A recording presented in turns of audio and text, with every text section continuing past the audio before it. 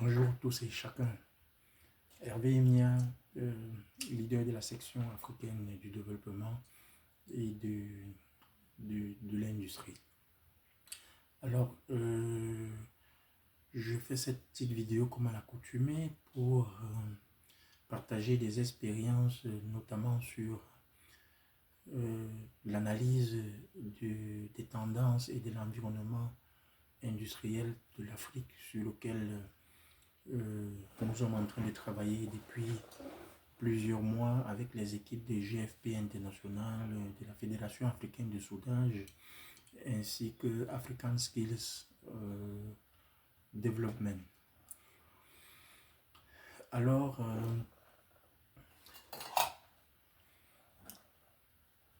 je commencerai mon propos d'aujourd'hui, n'est-ce pas, en vous demandant de vous joindre à moi afin d'adresser nos sincères félicitations au docteur Georges Elombi, qui est le nouveau président de la Banque africaine d'import, d'export, Afrique Bank.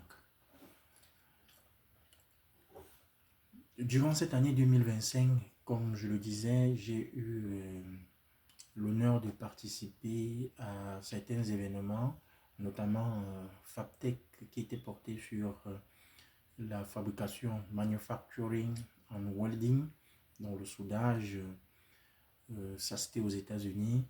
Et puis en Afrique, des événements comme African Skills Week et African Skills for Job Policy Academy et également Skills for Africa au Nigeria. Donc ces événements se sont déroulés principalement au Kenya, en Éthiopie, au Nigeria. Du côté de certains acteurs très influents et des bailleurs de fonds internationaux, des ministères et des délégations africaines orientées sur le développement des compétences et des capacités. Cependant, j'ai été frappé par une tendance généralisée, n'est-ce pas, à la priorité quasi exclusive accordée à la digitalisation comme pilier du développement des compétences en Afrique. Ce qui m'a tout de même posé un problème parce que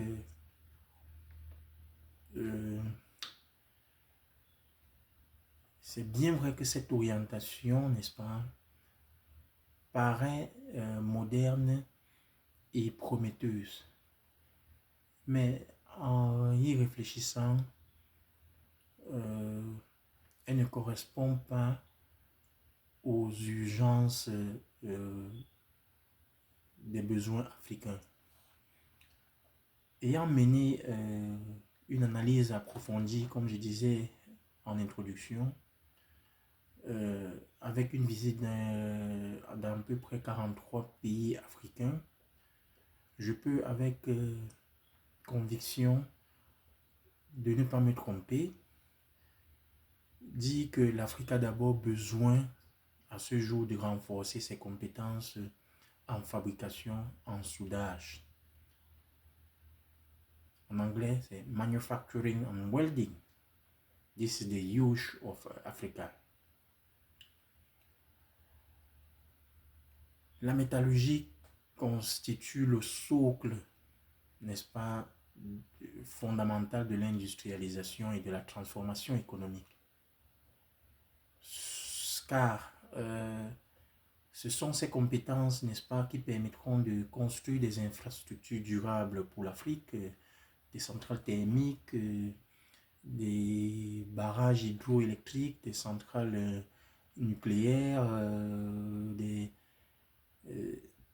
centrales électriques, de créer une réelle valeur ajoutée locale, hein, de réduire la dépendance aux importations qui constituent aujourd'hui près de 70% estimés, n'est-ce pas, de notre capital financier, et de générer en fait des emplois de qualité ainsi que des perspectives pour le futur. En revanche, la digitalisation, bien qu'essentielle à long terme, requiert une base énergétique et industrielle stable, ce que beaucoup de pays africains ne possèdent pas à ce jour.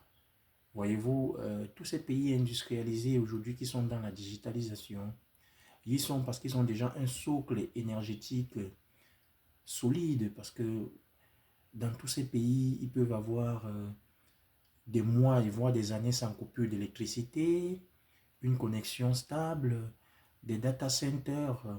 Est-ce que vous savez qu'une seule journée d'utilisation de ChatGPT pourrait correspondre en termes de besoins énergétiques de consommation à une petite centrale solaire ou bien hydroélectrique?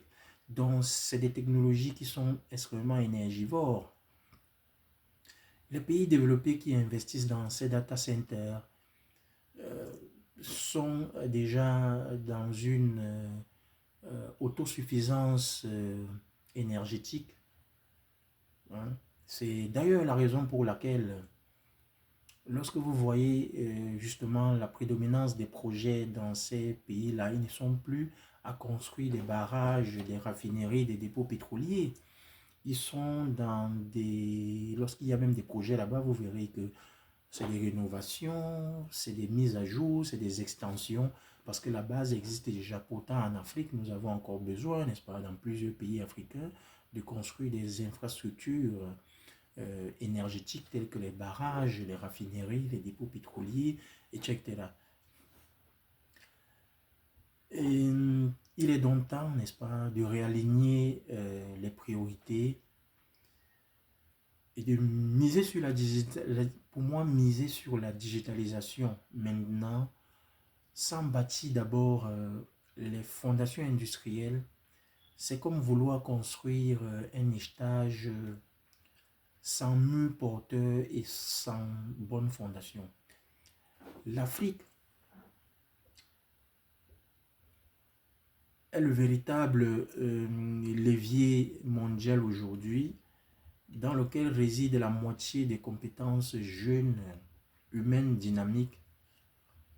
Et la montée en compétences dans ces métiers techniques concrets, le soudage, la fabrication, la maintenance, l'assemblage industriel, constituerait, n'est-ce pas, une force pour répondre au déficit mondial constaté en ces besoins de compétences-là et de permettre justement au continent d'apporter aussi sa contribution, n'est-ce pas, aux nécessités urgentes du monde. Un événement particulier qui m'a marqué durant la prise de parole du docteur Georges Elombi, le président de la Banque africaine d'import et d'export. Au moment de prêter serment, le docteur Georges Elombi, je cite, a affiché avec un ton déterminé et volontariste dans son discours qui était tellement dense.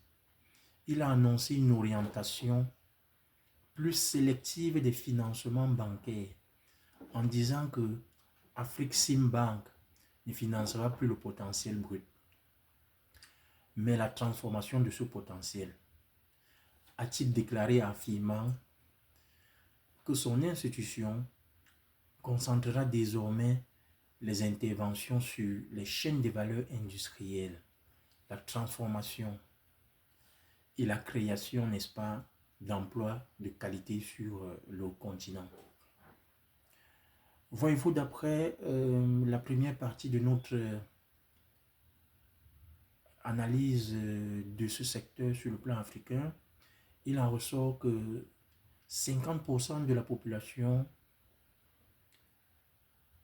actuelle est très active dans le secteur informel. Ça, c'est une étude globale qui varie dans dans les 43 pays que nous avons visités pour cette analyse. Il en ressort que 50% sont, n'est-ce pas, actifs sur le plan informel, ce qui ne se voit pas trop. Alors, investir désormais dans la transformation, la fabrication, le soudage, permettrait justement d'utiliser ce potentiel-là dans un secteur plus formel et avait un fort impact sur l'économie des pays. Donc, ce message d'aujourd'hui que je fais est un appel à tous les décideurs, les partenaires institutionnels, académiques, techniques, les bailleurs de fonds, les institutions de formation. L'Afrique doit d'abord fabriquer avant de digitaliser. C'est ainsi qu'elle bâtira une croissance souveraine, inclusive et durable. Je vous remercie. Dans ma prochaine vidéo que je ferai, je vous parlerai de la différence et de cette petite nuance qu'il y a entre la recherche et le développement et recherche, parce que en discutant avec certaines personnes qui ont pris part à ces événements, tout le monde était porté pour élever le concept qu'on appelle aujourd'hui la R&D. Mais l'Afrique aujourd'hui, je suis désolé de vous annoncer aussi que l'Afrique doit plutôt réfléchir D en R et non R en D. Donc dans la prochaine vidéo, nous aborderons ces concepts. Je vous remercie et je vous souhaite, n'est-ce pas, de réfléchir à cette réorientation des besoins vers les véritables urgences permettant le développement de l'Afrique, qui sont la manufacturing, le welding pour la transformation et de la valeur ajoutée que la valeur brute pourrait apporter, au lieu de tout le temps, n'est-ce pas,